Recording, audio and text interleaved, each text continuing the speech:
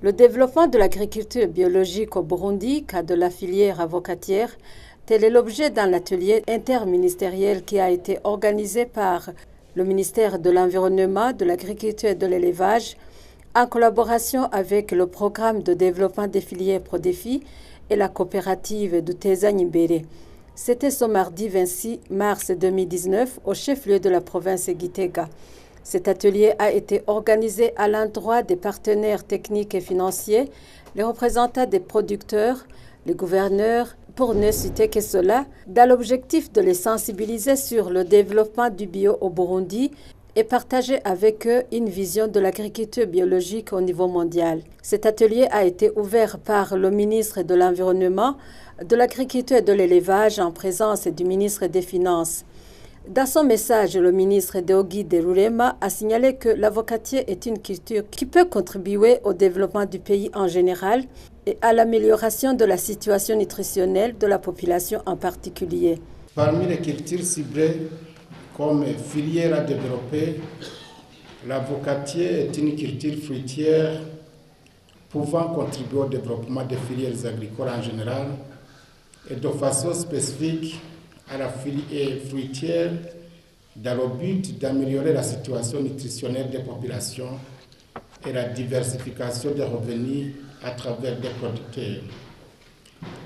Il joue aussi un rôle important dans la protection de l'environnement et la création d'emplois.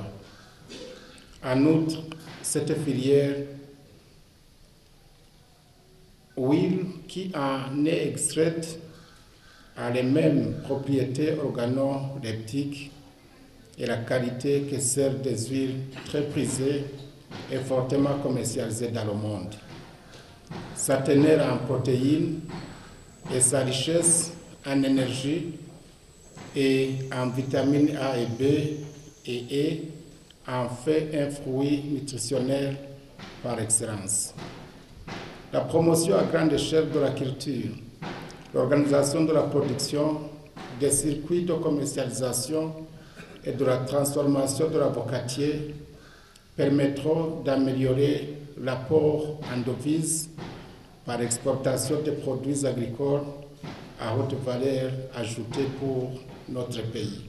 Les participants ont suivi les présentations sur l'état des lieux de la culture d'avocats et des acteurs impliqués dans la filière avocatière au Burundi, les résultats préliminaires du diagnostic de la filière avocatière au Burundi, la transformation post-récolte de l'avocat et bien d'autres.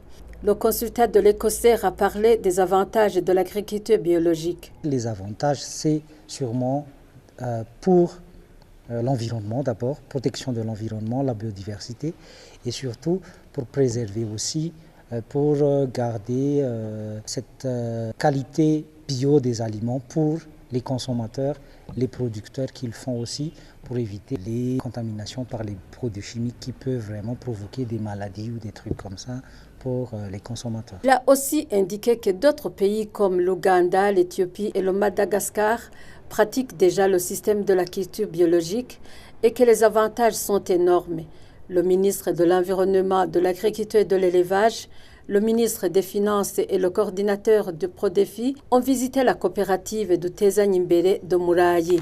Le responsable de cette coopérative leur a indiqué qu'à part la production d'huile d'avocat, les sous-produits qui en résultent jouent un rôle important dans l'alimentation du bétail. Ces hautes personnalités ont par la suite visité un laboratoire des champignons situé en commune d'Ogiheta.